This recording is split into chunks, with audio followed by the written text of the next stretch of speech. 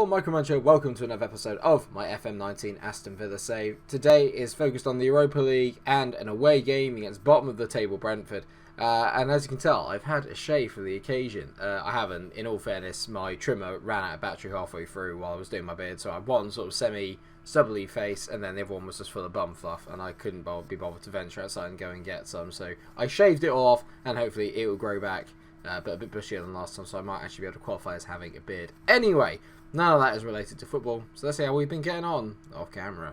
As we know from the previous episode where we did manage to get a dramatic 3-2 win against Roma, we had a big game in the Europa League against Fenerbahce and we did win that 2-1, so at the moment we've gone from third in the group to top, which we'll get to in a minute. We also beat Norwich 4-1 in the Premier League, then beat Leicester 2-1, and then got a very annoying 0-0 draw against West Ham. I will show you the match stats and make of it what you will.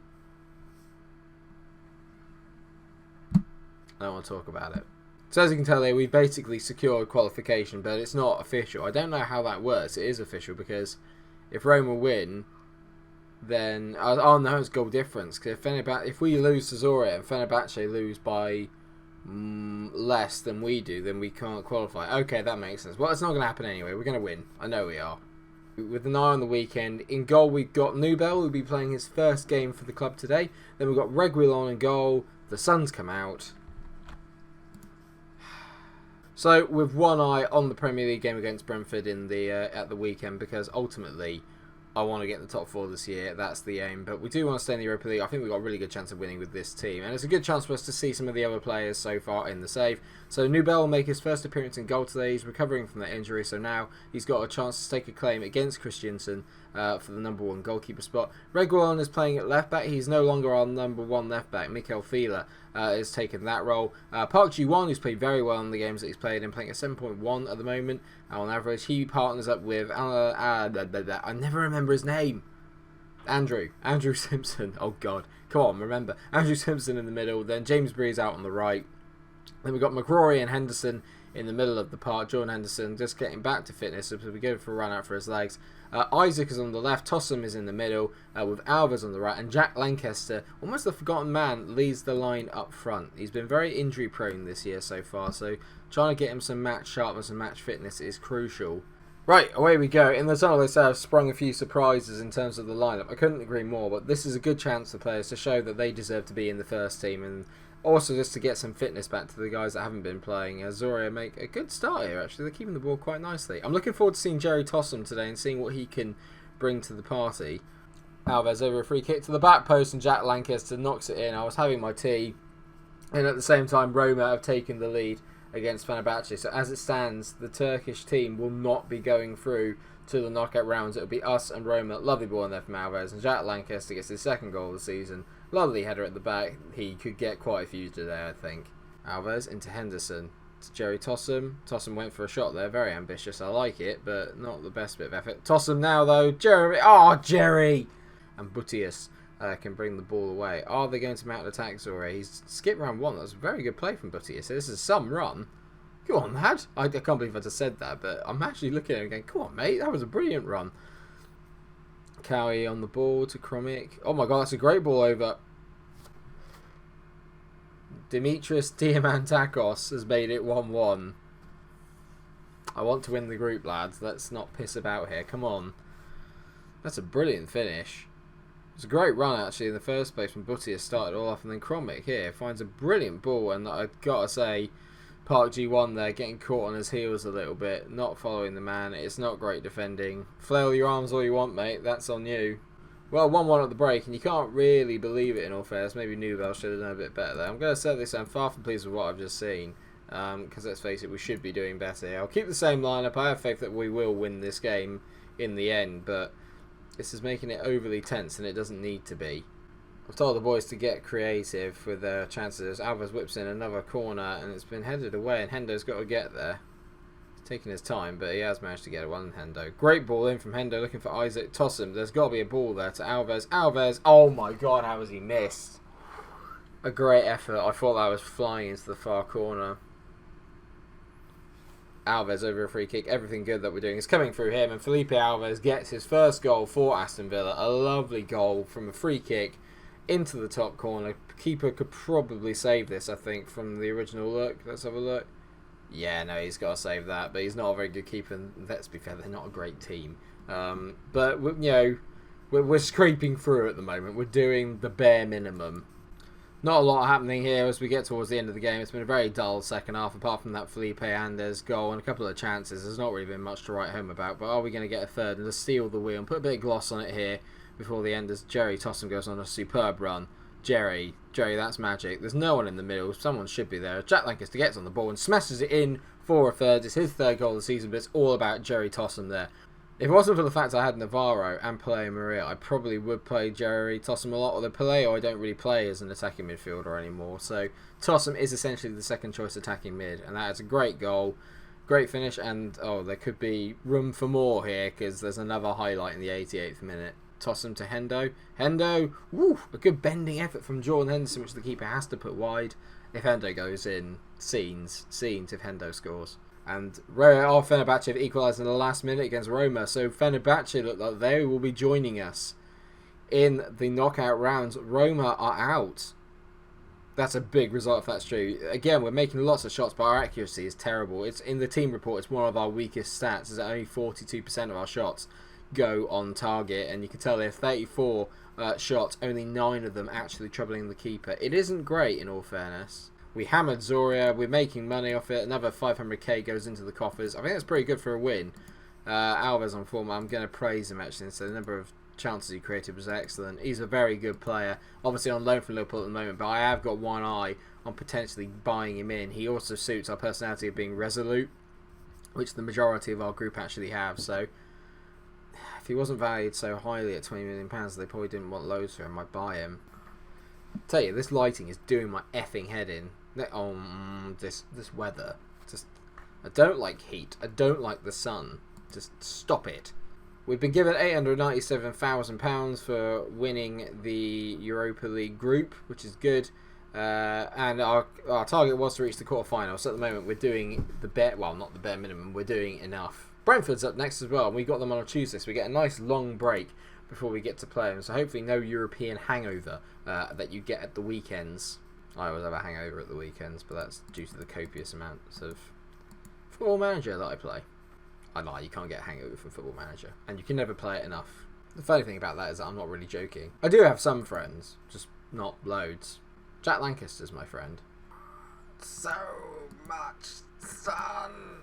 Also, a little bit of not really plugging, but also another thing that's been on my mind is actually I've had a couple of requests from people that watch the channel, sort of off the comment section, like people that actually know that watch the channel. And I've had some private messages sent, but they're saying that they would quite like me to sort of do a tutorial on like how I play the Football Manager and how I do it, because apparently I'm not too bad at it. I completely doubt that is true, but I was thinking about maybe doing a tutorial series with a kind of bigger team. If any of you have seen Work the Space with from a guy called Jack, who's a very, very good YouTuber and a great Football Manager guy if you want to watch him. I'm sure, obviously, most of you have done. He's like one of the biggest FM YouTubers out there. But very similar to his Leon Live series, I'd love to do something similar to that with another kind of like big team, because I haven't really picked many big teams, if that makes any sense, and shown how I do it. But it'd be quite cool, I think, to go through like the tactics and how I do transfers, how I do contract negotiations, trading, all that kind of thing. So if that is something that you think that you guys would be interested in, do let me know. I'm probably going to do it anyway, just for the fact that it'd be quite fun and it'd be quite easy to edit. But I just think it might be a good idea. So let me know what you think in the comment section. If that is something that interests you, then do let me know. And also let me know any kind of like team suggestions that you'd like. It'll be a very short save, obviously, because we're nearing the end of the FM19 lifespan. So I'd rather not wait until FM20 to do it, but if that's what we kind of want to do, then that's what we'll do. Anyway, it's also the first knockout round of the Europa League draw today, so let's see who we could possibly get. There's a few big teams in here, actually. You got Valencia, you got Spurs, there's Torino, Shakhtar, PSV, Sevilla, Marseille, Lyon, and alright, okay, Leverkusen are in it, Arsenal are in it as well. Well, we owe them after the hiding that they gave us. Well, let's see who we get then. I'll go slowly. Bilbao. Brilliant! We're first out of the hat, along with Bilbao. First leg is going to be away in Spain. How are they doing? Okay, they're 10th in the league, so they're not doing brilliantly. I'm not that scared of them. I'm not that scared of them. So Bilbao will be our first real, well, I don't want to say real big test, because obviously we played Roma and Fenerbahce. They're both really difficult, but that's going to be our first knockout round in the Europa League. And I'm feeling vaguely confident. I'm feeling quite confident. Okay, so we are at the Brentford game. Let's see how we get on. We've played them 4 times overall. We've won 2 and we've drawn 2, but obviously that was back in the Championship. This is the first time we played them in the Premier League. They're now up to 19th because Leicester are getting absolutely hammered. They just got beaten 6-0 by Spurs, I think, in a game. So really, really struggling. That won't happen with Brentford in charge. Wee Joe, beautiful boy. Great technician. Wonderful footballer. So in terms of the lineup today, it is going to be back to our normal first team, although it has changed slightly, like I said, since the last time we met. Christensen's cemented his place in goal at the moment. Fila is playing at left back instead of Reguilon. Park Ji-won is in along with Rudiger and Kosterman. Park Ji-won's in just because Lucas Meyer is currently out. Well, he's recovering from an injury. He can maximum do 60 minutes, but I'd rather bring him off, especially against Brentford. No disrespect, but I think we should be alright today. MikeRo is playing as the deep line playmaker with Vile next to him. He's been absolutely nothing short of sensational so far. He's also our best trainer. I just love this man. He's just, oh yes, so good. Then you got Player Maria playing as the inside forward on the left. Then you got Navarro in the middle with Gaitan on the right, and I was going to say Mario Gomez. Mario Gomez. No, it's Maximiliano Gomez up front. Mario Gomez. What a song that was. See who they got then. They've still got a lot of real players here. Who the hell is Aliui? Oh dear, you can see why they're struggling, bless them, if that's the best that they've got to offer. Bang! Away we go. Bring it on, Brentford. Hopefully it's the end of the lighting issues because the sun has now officially gone in. Take a break, mate. I'm roasting in here. Gomez, they're picking up on a very loose throw-in. Maria driving now down the left-hand side. Keeps going. Come on, player. Whip that ball in, son. Paleo towards Gomez. He just misses. Oh, it looks like it's a pen. Oh, of course, the sun's come out. Gomez is on the ball. 12 yards out. Rolls up his socks. It is his 12th goal of the season. He has been a brilliant signing so far in this campaign. Jack Lancaster has to sit on the bench and watch. It's like torture for everybody. Lovely finish there from Gomez. Keeper died the right way, but you know it's a good pen when the keeper dies the right way and still doesn't save it. You know what? I've had enough. If I go into a big ball of light because of the sun, then that's what happens. Navarro now on the ball as we go in search of a second. Lovely chip ball over the top to Gomez, who gets away from his man. Gomez, good save there by the goalie. Lovely save. Who is it they got in goal? I didn't see. Moreira. Good effort there. This currently takes us up to 4th, which is very decent indeed. Although Liverpool have 2 games on hand with us, which is not great. And West Brom have got 1 game ahead of us. So West Brom are the key factor in all this. Like, I don't know where they've come from. You really going to do this to me? Half time approaching, and you can tell at the moment it's a comfortable 1-0, but there is one more highlight before the end here. Christensen plays it into Park Ji-won. They come on, boys, build it from the back. Park Ji-won into Miguel. Park Ji-won, do not go back in again. Stop it! Gaitan chips over the ball towards Gomez. Gomez, great save again by Moreira. There's a little personal duel going on between those two. A bit like me and the sun right now, because I have to keep changing the lighting because of, oh, here it comes again. Just stay behind a cloud while I'm recording. Can you just do me a favour, please? Mike versus the universe and the solar system. Brian Cox doesn't have to put up with this sun bollocks, does he? It's all like bloody CGI'd in front of him. I can't actually record today on the planets because the sun keeps getting in my eyes and I can't handle it. And as you can tell, once again, the sun is essentially burning my face. You can't see my expression in the camera. Let me know what you think about Brian Cox's impression. I quite like it. So we've got to guard against complacency right now because we're winning, but we're not putting them to the sword, and that's upsetting me slightly. Call me a miserable bastard, but like when you're trying to record, right, and I'm trying to grow my channel, I want to get out videos every day. Even in victory, I get upset. Gaitan is injured again. So Felipe Alves is not Lucas Mai. Calm down. Alves is coming on. Player Maria's going to go out to the right. He's been in good form actually out on the right hand side, Player Maria, because I've realised that he's left footed. So actually when we're playing him as an inside forward on the left, it doesn't really work. And the sun has gone back in again. You know what? Next time, right? Next series, next year when FM20 comes out, I'm changing my flat. Not the entire flat, obviously I'm not moving just because of a game, but I'm going to change it so that I don't have to sit here and then deal with the sun when it comes around, because it's just killing me. As Miguel steps onto the ball here, Miguel plays it out to Fila. Lovely run from Fila. Go on, mate, into Alves, and he doesn't get a shot away. Fila bends it. Oh! Almost a great effort from the left back there. He's yet to score a goal for the club, but that was bloody close. I think you'll find that a Fila goal is actually even rarer than you being able to get a nice lighting on the camera angle. Shut up, Brian. I'm only annoyed that it's only 1-0, because whenever it's 1-0, you just know they can get one chance, and then that's it. One chance is all it takes to ruin your video. I can't make the words rhyme. Alves whips in a free kick. Oh, no one. This is what I mean. Oh, okay, what am I? Oh my god. For God's sake. Gomez on the ball, whips it to the back post. Oh, look, suddenly you can see my face again. I'm so sorry. Oh, no. No. Don't do this, thank you. If Brentford equalised, just the mixture of everything. The Santiago injury, the sun keeps coming out. We just can't seem to put more than one goal past Brentford. Felipe Alves darts through a few players and bends it over the bar. For God's sake. 5 minutes of injury time are up. Can you please blow up? Please.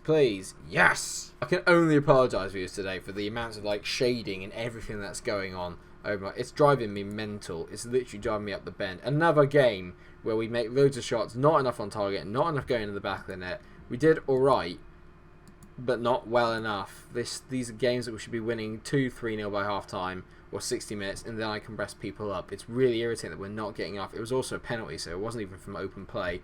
I don't know if that's a concern. Either way, we got the job done, and we've got some big fixtures coming up. Big fixtures. I think what we'll do is we'll come back for the Man City and Crystal Palace games here, mainly because City are obviously going to be involved with us in the top 4 fight. And Crystal Palace, we haven't played them on camera yet, I don't think so. Those to be 2 big games. Obviously, it's the middle of the January transfer window. I have £10 million now to spend, but I don't think I'm going to spend it because it's not going to help us improve the squad anyway. The only way I can improve the squad now is if we sell off some other players and then bring new ones in. So, lots to look forward to. The City game will be an absolutely crunch one.